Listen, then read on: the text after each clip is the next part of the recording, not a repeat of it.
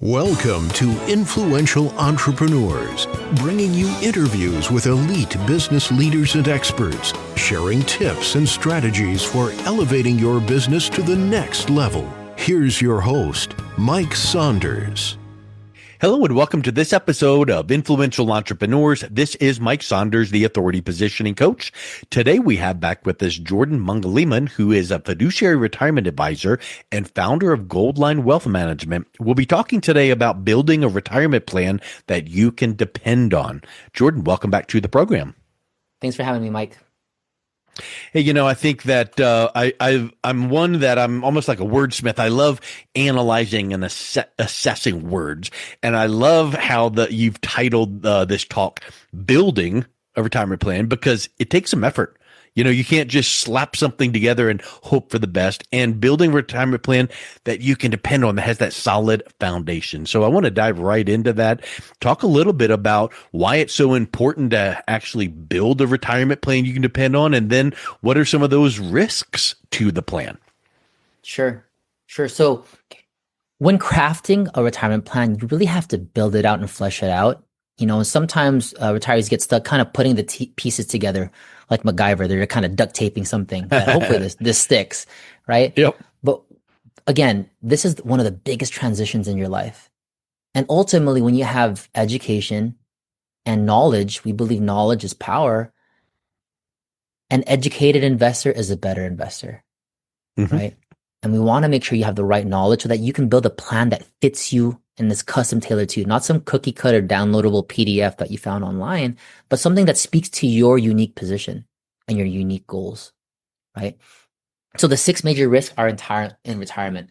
These are the risks that essentially all retirees face, some more than others, but definitely if you don't address these 6, I promise you at one point they will rear its head, right? And at that point, it's a little too late to plan for because it's there on your doorstep. The first one is longevity, right? We mentioned earlier is you're going to live longer and longer, not shorter and shorter. That's the statistic, right? For a married couple, age 60, at least one of them has a chance of living to age 95, a 43% chance of living to age 95. So if we have a chance of living a long life, doesn't it make sense for our investments to reflect that through proper income source planning and ways to fight inflation in the future, right? So having the right tools to address income. And that's where you compile through our software. Well, I have rental income, I have Social Security, I might have my husband's pension. Maybe that's enough, maybe it's not. Well, now we have to supplement with other accounts, whether that's a dividend portfolio, annuities, alternative investments. That's how we address longevity, right? That's the first one.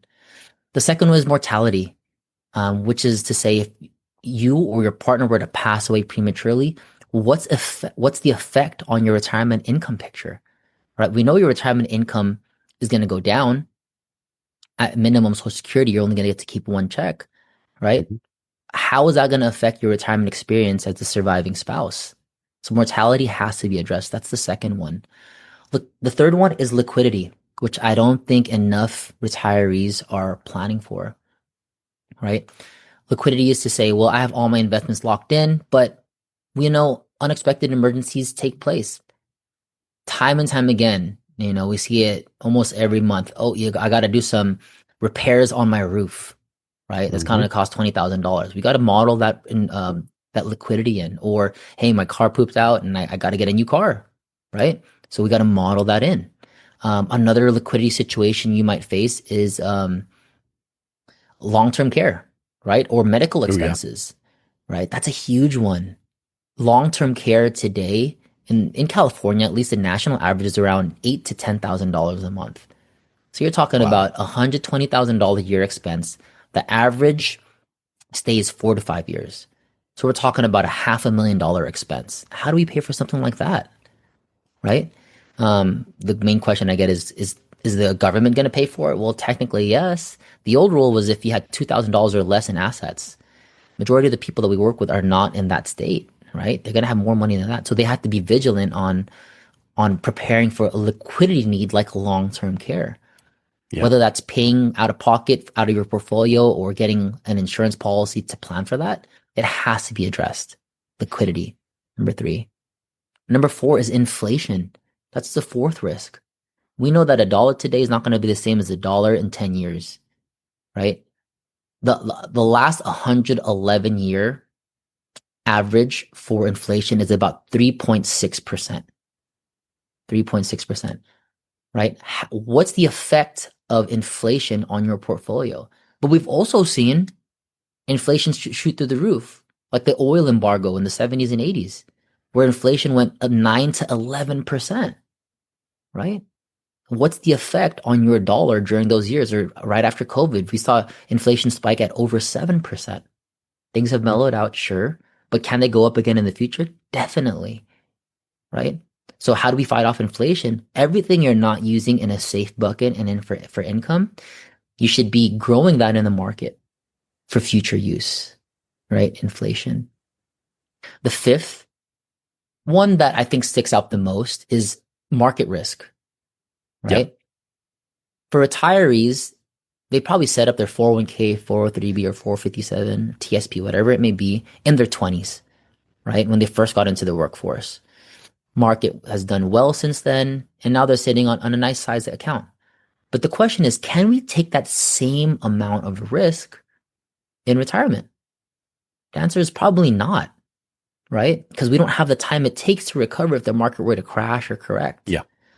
So that's what we call sequence of returns risk. Well, what if the market were to crash the first 3 years of your retirement experience? That can have a huge damaging effect on the outcome of your portfolio, right? Imagine you're taking 4 or 5%, whatever you're taking out on your portfolio, but the market also comes down, right? 20%. So now you're selling at a loss, and you have to address that market risk. As we record this in 2025, we always ask our clients, do we feel the market is undervalued, properly priced, or overvalued? Where would we say we are? From the uneducated person outside looking in, I would say it's overvalued, but I don't think that's an It is. You're right, educated Mike. guess. It is an educated. It feels overvalued. I mean, we just hit all-time highs a few weeks ago, right? Yeah. For all the listeners out there, I want you guys to Google the Warren Buffett indicator. And the Oracle of Omaha, right? Warren Buffett has this cool indicator. It says anything above 135% tells us that the market is overvalued. As of today, we're sitting at over 195%, right? So we're not saying sell everything and go into safe assets. We're not saying that. We're saying proceed with caution and make sure your portfolio is reflective of your risk tolerance and your goals, right? And lastly, taxes, everybody's favorite topic, right? Taxes are one of those things that really hasn't changed. We're in a historically low tax bracket, even though it doesn't feel like it. But after World War II, the highest income tax bracket was 90%. It's kind of crazy to hear, right? If you fell into that income level. And then new administration started to cut taxes. But now our country is sitting at over $37 trillion in national debt, right? And there's been talks of a government shutdown and whatnot. So as we see, the government's hurting for money, right? So do we think taxes can go up in the future? I think that's a possibility. Do they stay the same, go down, or go up, right? I kind of think it like this. Obviously, I would guess go up, mainly because one of the driving indicators of why taxes would go up is the deficit, which is huge and growing, and then government spending, which even though we had some Doge, activity, I think government spending still will stay as it always has. So probably taxes aren't going to go down very much. It's probably going to go up. Correct. Taxes are probably going to go up, right? You talked about the national deficit. Right now, we're adding about $1 trillion every 100 days in national debt, which is insane. Wow. So how do we prepare for something like that? For a lot of retirees listening in today, I would say 70 to 80% of their money is in tax deferred accounts, 401ks that haven't been taxed yet, right? But I want you guys to ask yourselves a question. Well, what are taxes going to be in 10, 15 years when maybe RMDs start kicking in, those required minimum distributions? Do we get to pay taxes on today's rates or on future rates? Right? You're paying taxes on future rates where we don't know where they are. Yeah. So a part of tax planning is like, well, maybe we should do some Roth conversions and be in control of the situation, right? Pay the taxes today and let our money grow tax-free and access tax-free. So we have a lot of different strategies that make sense when we're doing tax planning, but every situation is different, right? So those are the 6 major risks: longevity, mortality, liquidity, inflation, market risk, and taxes. As you listed those out and talked through a few of those, it struck me that most of them we have no control over at all, right? Like inflation, we can't control that. Taxes, we can't control that. But some of them, like liquidity, we can control because we can make sure we have access to our cash. Like what if you ever, it reminds me of the saying, house rich and cash poor. Hey, I own 5 rental properties. They're all paid in full. Got some good cash flow, but I can't grab 20 grand out of that right away. You'd have to take some time. So I think that liquidity is such a huge overlooked one, in my opinion. Definitely not modeled in enough. And I think a lot of advisors actually overlook both liquidity and I think inflation. A lot of advisors probably talk about market risk, that's kind of their MO. But inflation is one of those sneaky ones that if you don't look out for, it can really hamper down your portfolio, right? Talk a little bit more about long-term care, because I think when you've been really good about talking about statistics, and I've heard a statistic that's staggering, something like 60 or 65% of all people at some point will have some kind of need for long-term care. And if that number you threw out of 8,000 or above per month, boy, if you're not prepared for that, that's crippling. Definitely. You're right on the money. So it's actually 70% of Americans are going to need long-term care at some point in their Wow. life. 70%. The average cost is about $10,000 a month. That's about $120,000 a year, right? But the crazy thing is that's today. Most of our listeners today are probably not going to need long-term care today or tomorrow. They're probably going to need it when? 10, 15 years from now. And Sure. the same thing we're asking, do we think long-term care costs are going to go up or down in the future? I It's would probably going to only go up. assume up. Yeah. Yeah. Unless you got healthcare workers taking lower wages in 10 years, I highly doubt that. Are devices and equipment going to be cheaper? No, right? So what can that balloon up to in 10, 15 years? Now, there are 3 ways to pay for it. I would say, well, technically 4. The first one, most listeners not going to qualify for, which is government assistance. The first way is what you call self-insurance, which is to say, hey, if I need this long-term care need, I have a $3 million portfolio, I'll just carve out, $500,000-$600,000, right? Away for this expense. Most Americans probably won't go down that road unless they're liquid enough. The second way is a traditional long-term care policy. It used to be very popular. There's only 3 carriers that even do it. The challenge with traditional long-term care is if you don't use it, you lose it, and premiums can go up in the future, right? What has become very popular is what's called a 7702 plan, where it's a combination of life insurance and long-term care. This is where, hey, you have a $500,000 policy. If you pass away and you never use the long-term care aspect of it, your family gets a check, right? But if you need it for long-term care, let's say you use $300,000 and you pass away, well, your family can still get a check for approximately $200,000. And for the most part, premiums are fixed. So I would say that's become very popular, asset-based and 7702 plans. Clients ask us which is best. We can't say which is best. It all depends on your unique situation. Yeah. Right? And then we make the recommendation. So we have a whole long-term care life insurance division just for that part of our planning. Because from what I have heard, a standalone long-term care policy is quite expensive, and if it's either use it or lose it. So if you didn't need it, you kept paying those premiums versus what you just described, where it's inside of a different kind of a tool. And if you need it, it's there. If you didn't, you're not out the premium. Yes. Here's a real life example. I have clients out in, I believe they're in Washington. Their premiums went up by 50% over 2 years. Wow. Mind you, they're on fixed income, right? And at that one point, they just threw it up and they're like, we can't afford this anymore. We're just going to let it go. And that hurts. They've been paying for these policies for well over 15, sometimes 20 years, right? There's no cash value on some of these policies. So it's something you have to consider and has to be a part of the conversation. We like to say, no retirement plan is complete without addressing long-term care. Yeah. Because it becomes a tax on your portfolio. And if you really don't prepare for it, who has to foot the bill?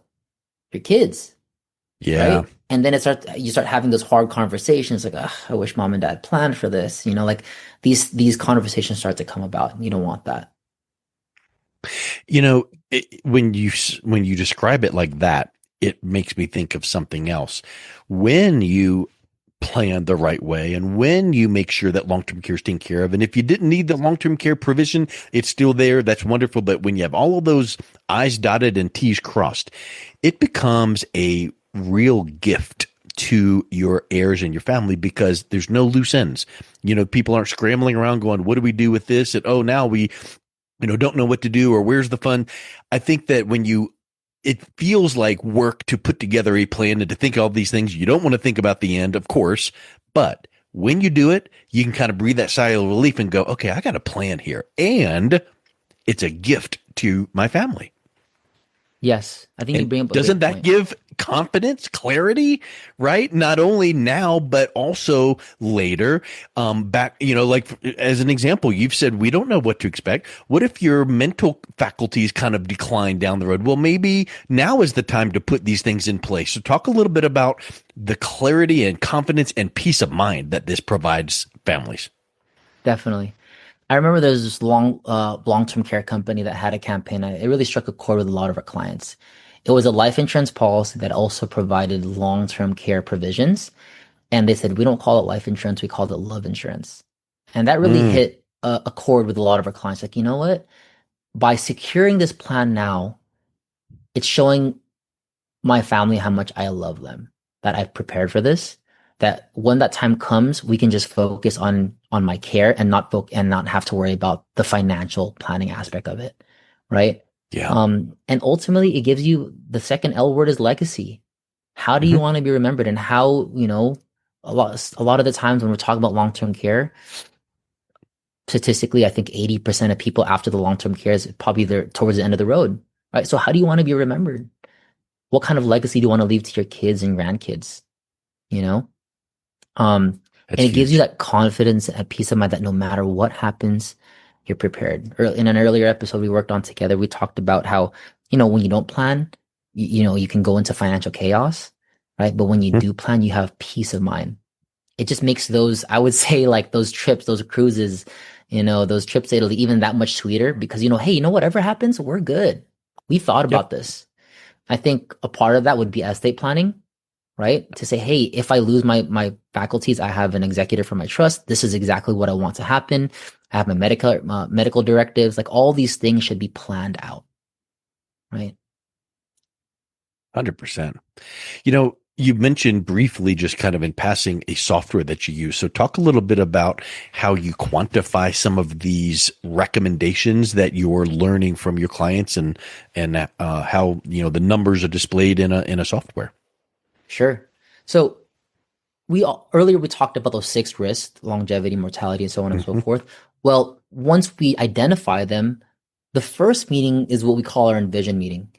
This is your first trip to the doctor's office. We're saying, hey, tell us a little bit about your background, right? What are your goals? What matters to you? What are your fears? What are your past experiences? That typically lasts about an hour. Once we have the right data, the right information, your goals, your statements, then we get to work, right? It takes us about approximately a week to build out a full retirement plan. It takes over 8 hours. And we have a whole planning team, consists of about 10 planners, gets double checked by other advisors. And then we also feed this into industry leading software we call Retirement Analyzer. And this software does a lot of great things. It can stress test against inflation. It can model in a market crash. It models in, well, what if a long-term care needs when takes place when I'm 75 or 80? What if my spouse were to pass away? How does it affect my portfolio? Right? And then it compiles in Social Security income, pension income, all these things gets detailed into this really strong report so that you can make educated and confident decisions, right? There's a saying, people lie, numbers don't. And we like to rely Yep. on the numbers to say, hey, this is what the data is telling us versus saying, hey, trust me, this is going to last for life. Like, hey, I like you, Mm. but I need more than that, So we back it up with numbers. And so when you're working with a team, obviously you're looking for software that's backing them. You're looking for experience and expertise. And I think another important aspect of it is access to investment options and partners. If I'm pigeonholed and I'm stuck to, oh, I can only offer you these investments, we're in a tough Yeah. position. Because what if there's something better out there, but I can't offer you that, so I'm not going to recommend that, you know? But we have access to essentially all types of investments, so then we can make the proper recommendations for your retirement plan. It really comes into the picture of our process and our approach, right? That's huge. Well, I tell you, this has been really, really eye-opening. And I think that a lot of people might be thinking, how would this look for me? Run that software for me. What's the best way someone can learn a little more and then also reach out and connect with you? Sure. So as important as the planning aspect is, you want a team that can actually implement it, right? Implementation is just as important as planning. And if you do this right, it should be a for life decision because a retirement plan is a living, breathing plan.